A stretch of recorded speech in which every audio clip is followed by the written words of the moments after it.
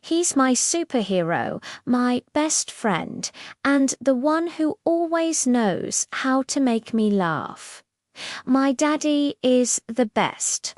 Remember those piggyback rides that felt like I was flying over the whole world? Or when he'd build the most amazing pillow forts, big enough for all our secret adventures?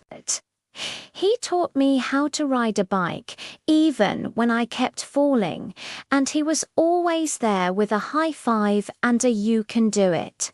He might not wear a cape, but he's stronger than any superhero I know. He's my protector, my teacher, and my #1 fan. Who's your hero? Let me know in the comments below.